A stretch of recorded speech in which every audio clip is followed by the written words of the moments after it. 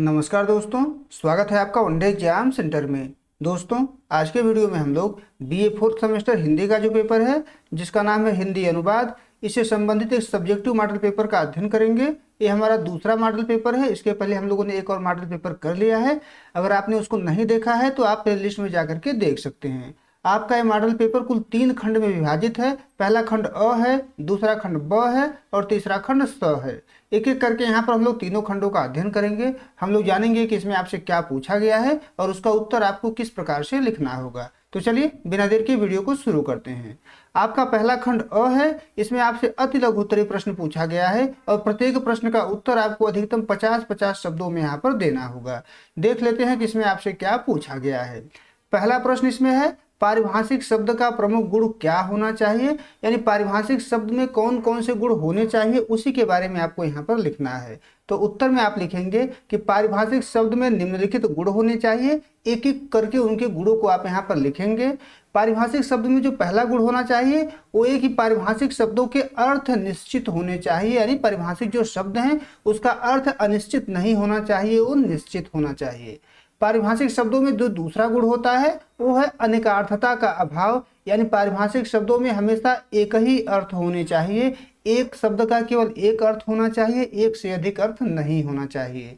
तीसरा गुण देख लेते हैं। पारिभाषिक शब्दों में जो तीसरा गुण होने चाहिए वो है सटीकता। पारिभाषिक शब्द जो है सटीक होने चाहिए। वो है अपनी अवधारणा या वस्तु का पूर्णतः सही प्रतिनिधित्व करते हैं अगर वो सटीक होते हैं। चौथा जो गुण होना चाहिए पारिभाषिक शब्दों में वो है उससे छोटा होना चाहिए, सरल होना चाहिए और उच्चारण में सुगम होना चाहिए, यानी आसानी से उच्चारण उसका किया जा सके। जो पांचवा गुण होता है वो पारिभाषिक शब्द जो है तटस्थ होने चाहिए और उसमें वस्तुनिष्ठता होनी चाहिए। इतना आप लिख देंगे तो आपके इस प्रश्न का उत्तर पूरा हो जाएगा। अब आगे बढ़ते हैं, दूसरा प्रश्न देख लेते हैं। इसमें आपसे पूछा गया है कि अनुवाद समीक्षा का तात्पर्य स्पष्ट कीजिए। अनुवाद समीक्षा किसको कहा जाता है इसी के बारे में आपको बताना है। तो उत्तर में आप लिखेंगे कि अनुवाद समीक्षा का सीधा अर्थ है अनुवाद की परख करना, यानी अनुवाद को जांचना। यह वह प्रक्रिया है जिसमें मूल पाठ और अनुदित पाठ की तुलना किया जाता है और तुलना करके यह देखा जाता है कि अनुवाद कितना सटीक हुआ है, कितना शुद्ध हुआ है और कितना प्रभावी हुआ है। इसका मुख्य उद्देश्य अनुवाद की गलतियों को सुधारना और यह सुनिश्चित करना है कि मूल भाव सुरक्षित रहे। इतना आपको इसके उत्तर में लिखना है। अब अगला प्रश्न देख लेते हैं। तीसरा प्रश्न है, इसमें आपसे पूछा गया है कि अनुवाद में पुनरीक्षण की आवश्यकता क्यों है, क्यों पुनरीक्षण की आवश्यकता पड़ती है अनुवाद में, इसी के बारे में आपको यहाँ पर लिखना है। तो उत्तर में आप लिखेंगे कि अनुवाद में पुनरीक्षण की आवश्यकता इन कारणों से होती है। एक एक करके उन कारणों को हम लोग लिखेंगे। पहला कारण है मूल पाठ और अनुदित पाठ के बीच अर्थ की भिन्नता या भ्रामक जानकारी को सुधारने के लिए, यानी मूल पाठ और अनुदित पाठ के बीच कोई अंतर है तो उसको इसके माध्यम से सुधारा जाता है। दूसरा कारण है व्याकरणिक त्रुटियों, वर्तनी और वाक्य विन्यास को ठीक करने के लिए पुनरीक्षण की आवश्यकता पड़ती है। तीसरा कारण देख लेते हैं। पुनरीक्षण की आवश्यकता का तीसरा जो कारण है अनुवाद को सहज और स्वाभाविक बनाने के लिए, ताकि वह मौलिक जैसा लग सके, यानी अनुवाद को स्वाभाविक बनाने के लिए, सहज बनाने के लिए पुनरीक्षण की आवश्यकता पड़ती है। चौथा जो कारण है वो है अनुवाद की विश्वसनीयता और मानक सुनिश्चित करने के लिए भी पुनरीक्षण की आवश्यकता पड़ती है। इतना आपको इसके उत्तर में लिखना होगा। अब आगे बढ़ते हैं, चौथा प्रश्न देख लेते हैं। इसमें आपसे पूछा गया है कि कार्यालयी अनुवाद की कतिपय समस्याओं का उल्लेख कीजिए। कार्यालयी अनुवाद करते समय कौन कौन सी समस्या हमारे सामने आती है, उन्हीं समस्याओं के बारे में आपको यहाँ पर लिखना है। तो उत्तर में आप लिखेंगे कि कार्यालयी अनुवाद की मुख्य समस्याएं निम्नलिखित हैं। एक एक करके उनको समस्याओं को आप लिखेंगे। पहली जो समस्या है वो है सटीक शब्दावली का अभाव, यानी कार्यालयी अनुवाद जब हम करते हैं तो हमको सटीक शब्दावली नहीं मिलता है। प्रशासनिक शब्दों के अर्थ जो होते हैं वो निश्चित होते हैं। गलत शब्दों के चयन से अर्थ का अनर्थ हो सकता है, इसलिए सटीक शब्दावली का होना आवश्यक होता है। लेकिन ये समस्या है कि सटीक शब्दावली का अभाव है। दूसरी जो समस्या है कार्यालयी अनुवाद करते समय वो है जटिल वाक्य संरचना। सरकारी फाइलों की जो भाषा होती है वो लंबी होती है, उलझी हुई होती है, जिससे दूसरी भाषा में गढ़ना, दूसरी भाषा में ढालना उसको कठिन होता है। यानी जटिल वाक्य संरचना जो है कार्यालयी अनुवाद की दूसरी समस्या है। अब तीसरी समस्या देख लेते हैं। कार्यालयी अनुवाद की जो तीसरी समस्या है वो संस्कृति और संदर्भ है। मुहावरों और पदनामों का दूसरी भाषा में समान विकल्प ढूंढना चुनौतीपूर्ण होता है, तो ये तीसरी समस्या हो गई। चौथी समस्या है तकनीकी शब्द। कानूनी और तकनीकी शब्दावली के लिए उपयुक्त पर्याय न मिलना भी एक प्रकार की समस्या है। इतना आपको इसके उत्तर में लिखना होगा। अब आगे बढ़ते हैं, पांचवा प्रश्न देख लेते हैं। इसमें आपसे पूछा गया है कि आशु अनुवाद से आप क्या समझते हैं, आशु अनुवाद किसे कहा जाता है, उसी के बारे में आपको बताना है। तो उत्तर में आप लिखेंगे कि आशु अनुवाद का सीधा अर्थ है सुनते ही तुरंत किया जाने वाला मौखिक अनुवाद। यानी किसी चीज को हम तुरंत सुन रहे हैं और मौखिक रूप से तुरंत उसको अनुवाद कर दिया जाए तो उसी को आशु अनुवाद के नाम से जाना जाता है। इसमें अनुवादक किसी वक्ता के भाषण को सुनकर बिना समय गंवाए उसे दूसरी भाषा में अनुवाद कर श्रोताओं तक पहुंचाता है। यह मुख्य रूप से सम्मेलनों, विदेशी दौरों और अंतर्राष्ट्रीय बैठकों में उपयोग होता है, जहां त्वरित संवाद की आवश्यकता होती है। इसकी मुख्य चुनौती होती है इसकी गति और सटीकता का तालमेल बैठाना। इतना आपको इसके उत्तर में लिखना होगा। अब आगे बढ़ते हैं, दूसरा खंड देख लेते हैं। खंड ब है। इसमें आपसे लघु उत्तरीय प्रश्न पूछा गया है और प्रत्येक प्रश्न का उत्तर आपको अधिकतम 200 शब्द में यहाँ पर देना है।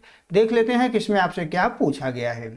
दूसरा प्रश्न है, इसमें अनुवादक के लिए अपेक्षित गुण क्या होने चाहिए, उल्लेख कीजिए। यानी एक अनुवादक में कौन कौन से गुण होने चाहिए, उसके गुण के बारे में आपको यहाँ पर बताना है। तो उत्तर में आप लिखेंगे, एक कुशल अनुवादक केवल शब्दों को नहीं बदलता बल्कि एक संस्कृति को दूसरी संस्कृति से जोड़ता है, इसलिए उसमें निम्नलिखित गुणों का होना अनिवार्य है। एक एक करके उसके गुणों का हम लोग अध्ययन यहाँ पर करेंगे। अनुवादक में जो पहला गुण होना चाहिए वो दोनों भाषाओं पर समान अधिकार, यानी अनुवादक को स्रोत भाषा और लक्ष्य भाषा दोनों पर समान अधिकार होना चाहिए। इसके अलावा व्याकरण का ज्ञान होना चाहिए, मुहावरों का ज्ञान होना चाहिए, शब्दावली का ज्ञान होना चाहिए, वाक्य विन्यास का गहरा ज्ञान होना चाहिए और ये दोनों भाषाओं का होना चाहिए, स्रोत भाषा का भी होना चाहिए और लक्ष्य भाषा का भी होना चाहिए। यानी एक अनुवादक के लिए जो पहला गुण आवश्यक है वो है दोनों भाषाओं पर समान अधिकार। दूसरा गुण आवश्यक है विषय की विशेषज्ञता, यानी जिस विषय का अनुवाद किया जा रहा हो उस पर अनुवादक की विशेषज्ञता हो। सफल अनुवाद के लिए उस विषय जैसे विज्ञान, कानून, साहित्य, चिकित्सा की गहरी समझ होनी चाहिए जिसका अनुवाद किया जा रहा है। यानी अगर विज्ञान का अनुवाद किया जा रहा है तो विज्ञान की समझ होनी चाहिए, कानून का अनुवाद किया जा रहा है तो कानून की समझ होनी चाहिए, इसी प्रकार से साहित्य और चिकित्सा का अनुवाद किया जा रहा है तो इसकी समझ होनी चाहिए। बिना विषय ज्ञान के अनुवाद शब्द प्रति शब्द अनुवाद होकर अपना मूल भाव खो देता है, इसलिए विषय की विशेषज्ञता आवश्यक होती है। तीसरा जो गुण होना चाहिए वो है सांस्कृतिक संवेदनशीलता। भाषा संस्कृति से जुड़ी होती है। एक अनुवादक को दोनों भाषाओं की सामाजिक और सांस्कृतिक पृष्ठभूमि का ज्ञान होना चाहिए ताकि वह मूल लेखक के व्यंग, भावनाओं और संदर्भों को सही ढंग से प्रस्तुत कर सके। यानी सांस्कृतिक संवेदनशीलता भी उसके भीतर होनी चाहिए। अगला गुण देख लेते हैं। चौथा गुण है निरंतर अभ्यास और अध्ययन। भाषा निरंतर बदलती रहती है। एक अच्छे अनुवादक को नए शब्दों, तकनीकी शब्दावली और भाषाई परिवर्तनों से हमेशा अपडेट रहना चाहिए, उसको निरंतर अभ्यास करना चाहिए और निरंतर अध्ययन उसको करना चाहिए। पांचवा जो गुण उसके भीतर होना चाहिए वो है तटस्थता और ईमानदारी। अनुवादक का अपना कोई विचार अनुवाद में नहीं झलकना चाहिए, उसे मूल लेखक के संदेश के प्रति ईमानदार होना चाहिए और बिना कुछ घटाए या बढ़ाए संदेश को दूसरी भाषा में पहुंचाना चाहिए। अंत में हम लोग निष्कर्ष लिखेंगे और निष्कर्ष में आपको लिखना है कि एक अनुवादक में अभिव्यक्ति की कुशलता, धैर्य और सूक्ष्म विश्लेषण करने की क्षमता होनी चाहिए। इतना आप लिख देंगे तो आपके प्रश्न का उत्तर पूरा हो जाएगा। अब आगे बढ़ते हैं, अगला प्रश्न देख लेते हैं। इसमें आपसे पूछा गया है कि अनुवाद के क्षेत्र में रोजगार की संभावना पर प्रकाश डालिए। अनुवाद के क्षेत्र में रोजगार की कौन कौन सी संभावनाएं हैं इसी के बारे में आपको यहाँ पर बताना है। तो उत्तर में आप लिखेंगे कि आज के वैश्वीकरण के दौर में अनुवाद केवल एक भाषाई कार्य नहीं बल्कि एक विशाल करियर क्षेत्र बन चुका है। सूचना तकनीकी और अंतर्राष्ट्रीय व्यापार के विस्तार ने अनुवादकों की मांग को कई गुना बढ़ा दिया है। अनुवाद के क्षेत्र में रोजगार की प्रमुख संभावनाएं निम्नलिखित हैं।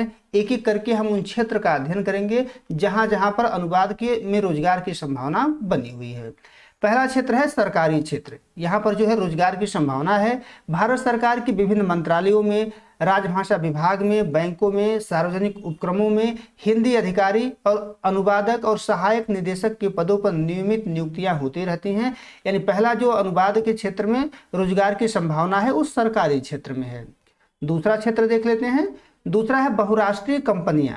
वैश्विक कंपनियां अपने उत्पादों के विपणन और तकनीकी दस्तावेजों के स्थानीयकरण के लिए पेशेवर अनुवादकों की नियुक्ति करती हैं। तो बहुराष्ट्रीय कंपनियों में भी संभावनाएं रोजगार की बनी रहती हैं। अगला जो संभावना है वो मीडिया और मनोरंजन के क्षेत्र में है। समाचार एजेंसियों, प्रकाशन संस्थानों, फिल्मों की डबिंग और ओटीटी प्लेटफॉर्म पर सब टाइटल राइटिंग के क्षेत्र में भारी मांग है, यानी इस क्षेत्र में भी रोजगार की संभावना बनी रहती है। चौथा जो रोजगार की संभावना बनती है अनुवाद के क्षेत्र में वो है पर्यटन और कूटनीति। विदेशी दूतावासों और पर्यटन उद्योग में दुभाषीय के रूप में शानदार करियर बनाया जा सकता है। और अगला जो क्षेत्र है वो है फ्रीलांसिंग का क्षेत्र। तकनीकी प्रगति के कारण अब घर बैठे दुनिया भर की प्रोजेक्ट पर काम करने के अवसर उपलब्ध हैं। अंत में हम लोग निष्कर्ष लिखेंगे और निष्कर्ष में आपको लिखना होगा कि यदि किसी व्यक्ति की 2 या 2 से अधिक भाषाओं पर पकड़ है तो वह अनुवाद को एक सम्मानजनक और उच्च आय वाले करियर के रूप में चुन सकता है। विशेषकर मशीनी अनुवाद के दौर में पोस्ट एडिटिंग के क्षेत्र में नई संभावनाएं उभरी हैं। इतना आपको इसके उत्तर में लिखना होगा। अब आगे बढ़ते हैं, चौथा प्रश्न देख लेते हैं। इसमें आपसे पूछा गया है कि अनुवाद एक कला ही नहीं अपितु विज्ञान भी है। कथन की समीक्षा कीजिए। इस कथन की समीक्षा आपको करना है तो उत्तर में आपको लिखना होगा कि यह कथन पूरी तरीके से सत्य है। अनुवाद एक कला भी है और विज्ञान भी। इसे निम्नलिखित बिंदुओं से समझा जा सकता है। सबसे पहले हम लोग जानेंगे अनुवाद एक विज्ञान के रूप में किस प्रकार से है, यानी अनुवाद को किस आधार पर एक विज्ञान कहा जा सकता है। अनुवाद को विज्ञान कहने का जो पहला आधार है वो है भाषाई नियम।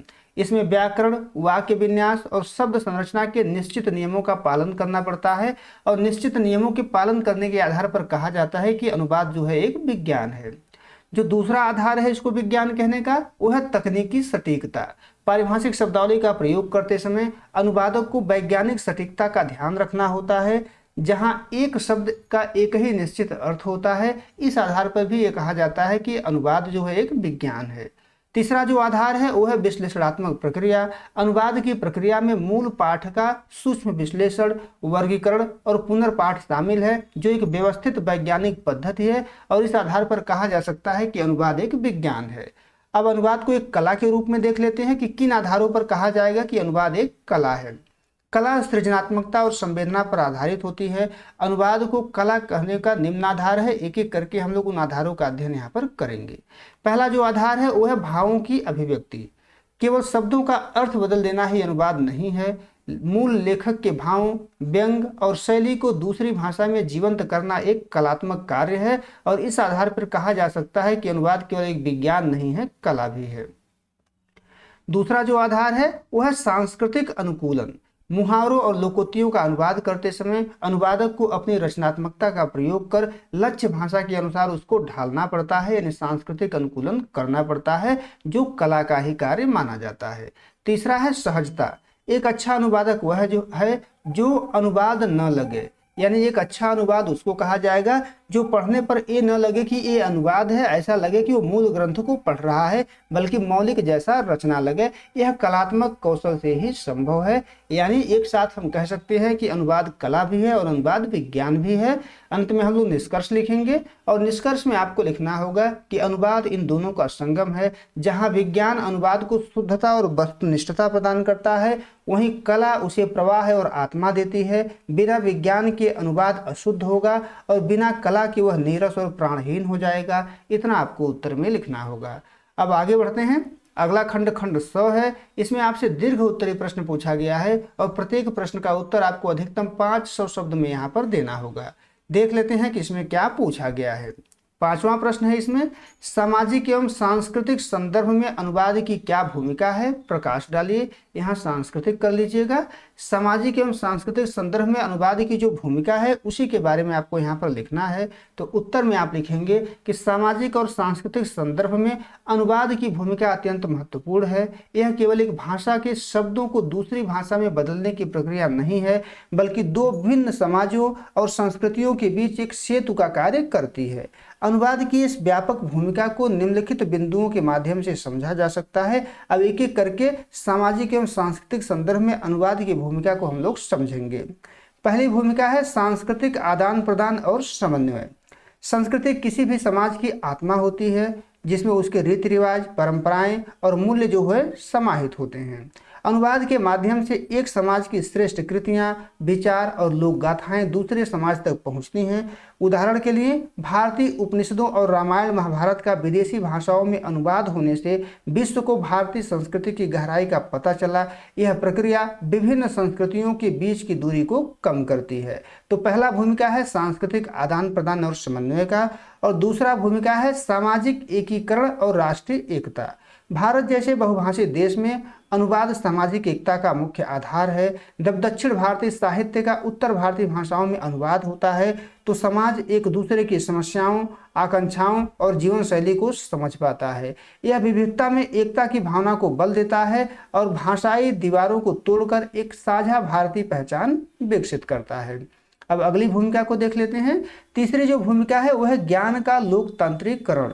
सामाजिक विकास के लिए ज्ञान का सभी तक पहुंचना आवश्यक है।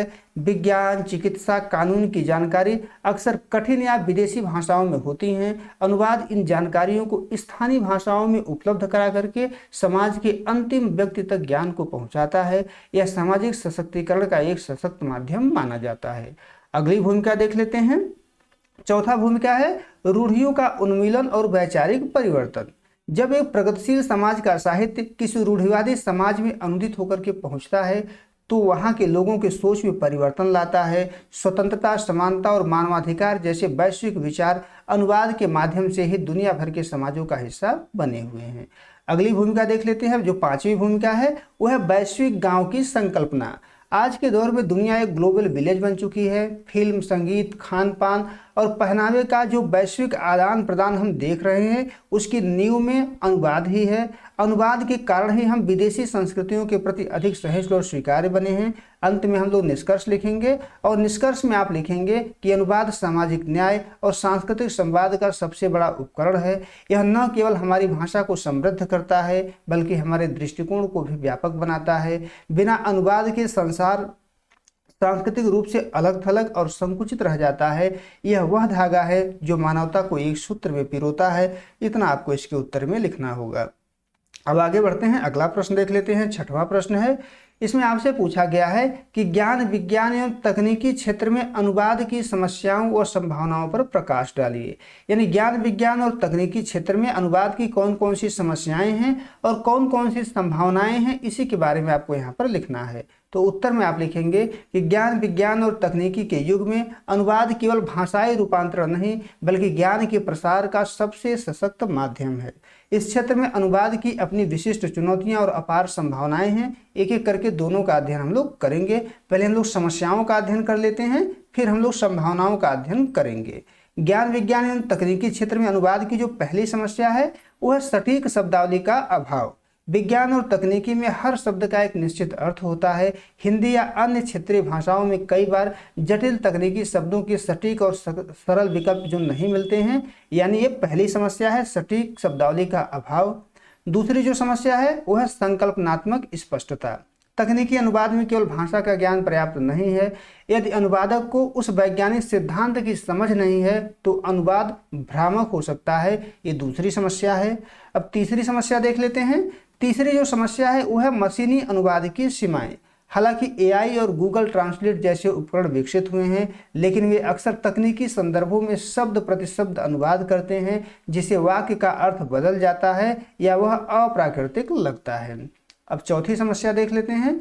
चौथी समस्या है निरंतर परिवर्तन। भाषा और तकनीकी में रोज नए आविष्कार और शब्द जुड़ रहे हैं।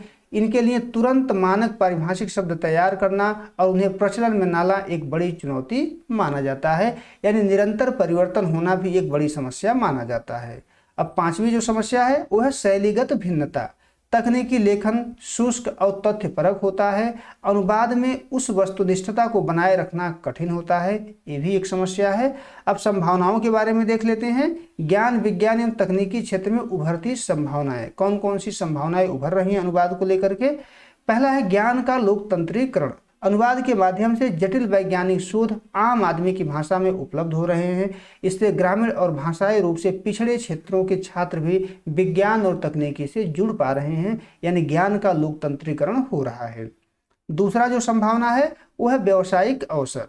वैश्वीकरण के कारण आईटी और फार्मास्यूटिकल्स और इंजीनियरिंग कंपनियों में तकनीकी अनुवादकों की मांग तेजी से बढ़ी है। यह एक उच्च आय वाला करियर क्षेत्र के रूप में बना हुआ है। अगला देख लेते हैं। अगला जो संभावना है वो है स्थानीयकरण। मोबाइल ऐप्स, सॉफ्टवेयर और वेबसाइट को स्थानीय भाषाओं में ढालने के लिए तकनीकी अनुवाद की भारी आवश्यकता है। इससे तकनीकी उत्पादों का बाजार बढ़ता है। चौथा संभावना देख लेते हैं, शिक्षा में क्रांति। नई शिक्षा नीति के तहत तकनीकी और चिकित्सा शिक्षा को मातृभाषा में देने पर जोर दिया जा रहा है। इसके लिए पाठ्य पुस्तकों के अनुवाद का एक विशाल कार्यक्षेत्र तैयार हुआ है। तो ये चौथी संभावना है। पांचवा जो संभावना है वो है अनुवाद तकनीकी का विकास। कंप्यूटर एडेड ट्रांसलेशन टूल्स और एआई के आने से अब तकनीकी अनुवाद की गति और शुद्धता में सुधार हुआ है, जिससे अनुवादक का काम आसान और प्रभावी हो गया है। अंत में हम लोग निष्कर्ष लिखेंगे और निष्कर्ष में आपको लिखना है कि यद्यपि ज्ञान विज्ञान के क्षेत्र में अनुवाद चुनौतीपूर्ण है, लेकिन यह विकास की अनिवार्य शर्त है। यदि हम अपनी भाषाओं को तकनीकी के अनुकूल ढाल लें और मानक शब्दावली का विकास करें तो अनुवाद के माध्यम से भारत एक नॉलेज सुपर पावर बनने की दिशा में तेजी से बढ़ सकता है। इतना आप लिख देंगे तो आपके प्रश्न का उत्तर पूरा हो जाएगा। उम्मीद है दोस्तों आपको ये वीडियो पसंद आया होगा। अगर वीडियो अच्छी लगी तो हमारे चैनल को सब्सक्राइब कर लीजिए, वीडियो को लाइक और शेयर कर दीजिए। बहुत बहुत धन्यवाद।